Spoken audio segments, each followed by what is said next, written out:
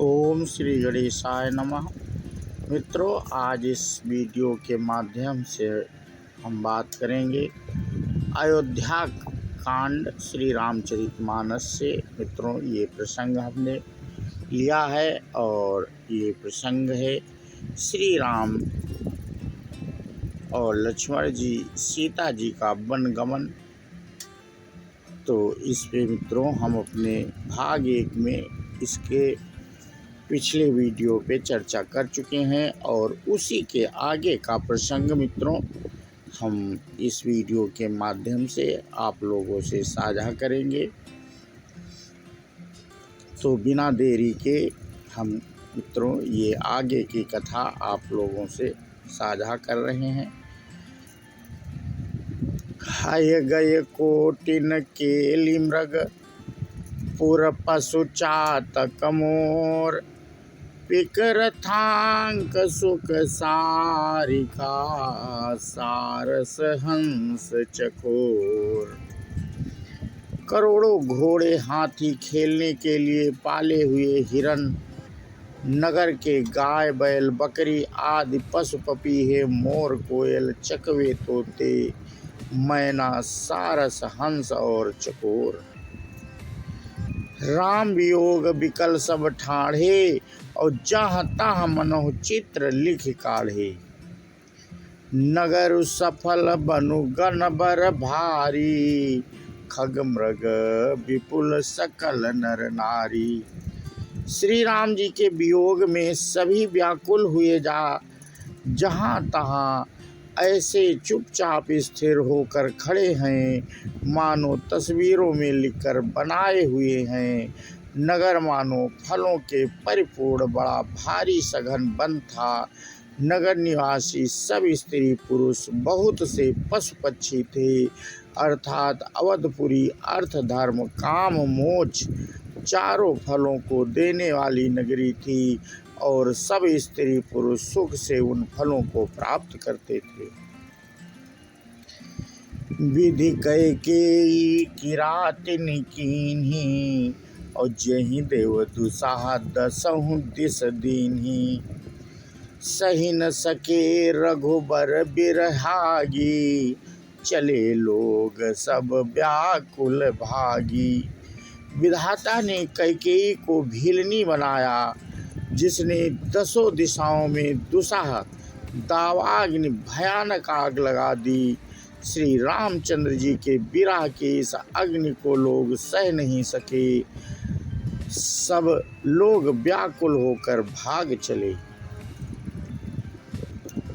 सबहि विचारु कीन्ह मन माही राम लखन सिय बिनु सुख नाही। जहाँ राम तहाँ सबुई समाजू बिनु रघुवीर अवध नहीं काजू। सबने मन में विचार कर लिया कि श्री राम जी लक्ष्मण जी और सीता जी के बिना सुख नहीं है। जहाँ श्री राम जी रहेंगे वहीं सारा समाज रहेगा। श्री रामचंद्र जी के बिना अयोध्या में हम लोगों का कुछ काम नहीं है। चले साथ अस मंत्र दृढ़ाई और सुर दुर्लभ सुग सदन बिहाई। राम चरण पंकज प्रिय जिनहि और विषय भोग सबस करही किति नहीं।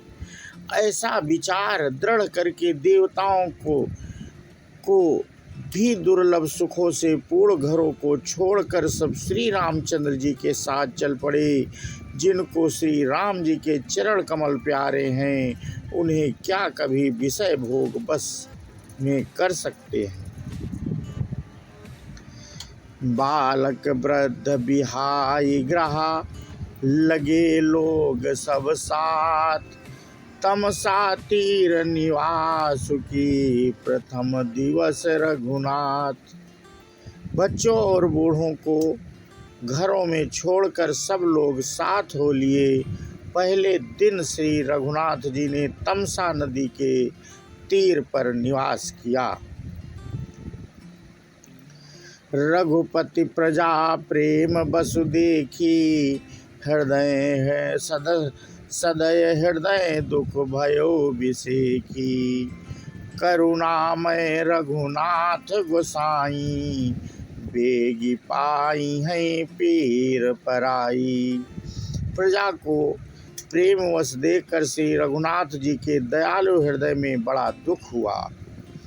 प्रभु श्री रघुनाथ जी करुणामय हैं, पराई पीड़ा को वे तुरंत पा जाते हैं, अर्थात दूसरे का दुख देखकर वे तुरंत स्वयं दुखित हो जाते हैं।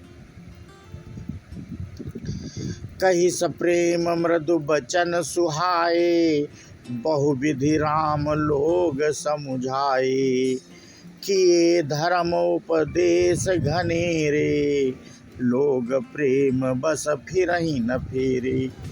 प्रेम युक्त कोमल और सुंदर वचन कहकर श्री रामचंद्र जी ने बहुत प्रकार से लोगों को समझाया और बहुतेरे धर्म संबंधी उपदेश दिए, परंतु प्रेमवश लोग लौटते नहीं हैं।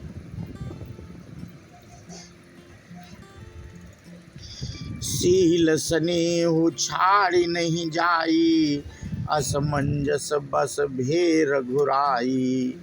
लोग सोग श्रम बस गए सोई, और कछुक देव माया मति होई।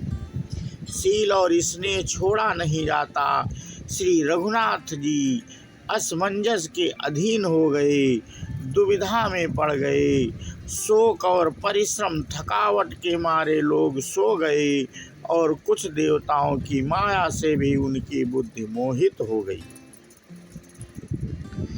जब ही जाम जुग जामिन बीती, राम सचिव सन कहेउ प्रीति। खोज मारी रथु हाँ कहु ताता, आन उपाय बनी नहीं बाता। जब दोपहर बीत गई, तब श्री रामचंद्र जी ने फिर प्रेम पूर्वक मंत्री सुमंत से कहा, हे तात, रथ के खोज मारकर, अर्थात पहियों के चिन्हों से दिशा का पता न चले, इस प्रकार रथ को हाँकिए, और किसी उपाय से बात नहीं बनेगी। राम लखन सिय जरा न चढ़ी, शंभु चरण सिरुनाई। सचिव चलाय तुरत रथो, इतैव खोज दुराय।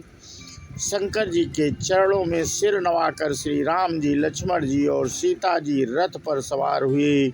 मंत्री ने तुरंत ही रथ को इधर उधर खोज छिपा कर चला दिया।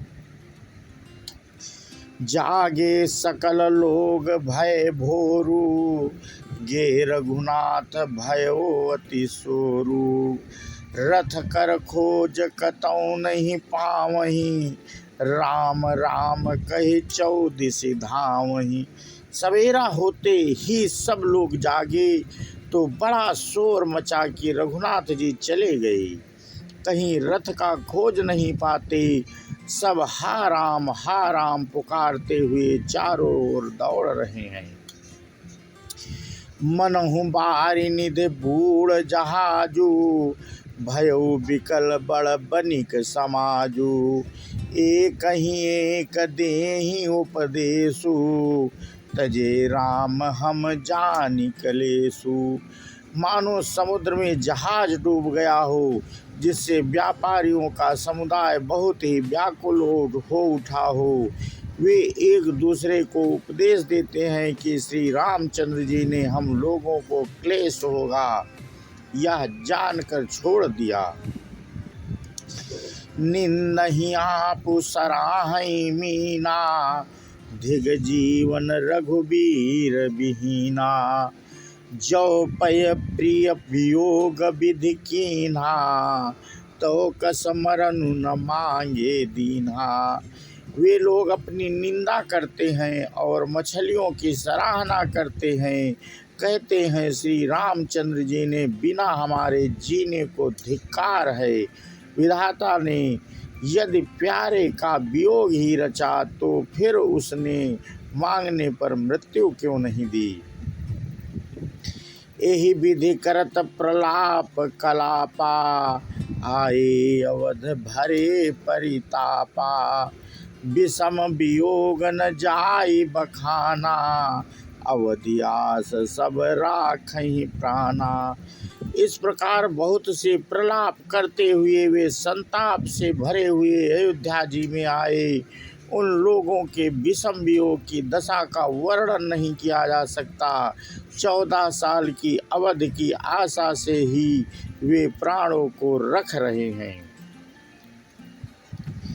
राम दर सहित नेम व्रत, लगे करन नर नारी, मनहु को की कमल दीन विहीन तमारी। सब स्त्री पुरुष श्री राम जी के दर्शन के लिए नियम और व्रत करने लगे और ऐसे दुखी हो गए जैसे चकवा चकवी और कमल सूर्य के बिना दीन हो जाते हैं। सीता सचिव सहित 2 भाई, श्रृंगबेरपुर पहुँचे जाई, उतरे राम देव सरि देखी, कीन्ही दंडवती हरषु विसेखी। सीता जी और मंत्री सहित दोनों भाई श्रृंगवेरपुर जा पहुँचे, जहाँ गंगा जी को देखकर श्री राम जी रथ से उतर पड़े और बड़े हर्ष के साथ उन्होंने दंडवत की। लखन सचिव शिव सिय किए प्रणामा, सब सहित सुख पायहु रामा, गंग सकल मुद मंगल मूला, सब सुख करनि हरनि सब सूला। लक्ष्मण जी, सुमंत्र जी और सीता जी ने भी प्रणाम किया। सबके साथ श्री रामचंद्र जी ने सुख पाया। गंगा जी समस्त आनंद मंगलों की मूल हैं। वे सब सुखों को करने वाली और सब पीड़ाओं को हरने वाली हैं।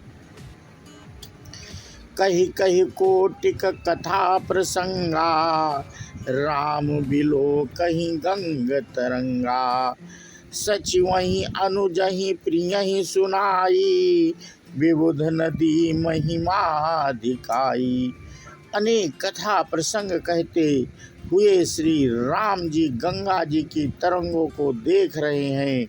उन्होंने मंत्री को, छोटे भाई लक्ष्मण जी को और प्रिया सीता जी को देव नदी गंगा जी की बड़ी महिमा सुनाई।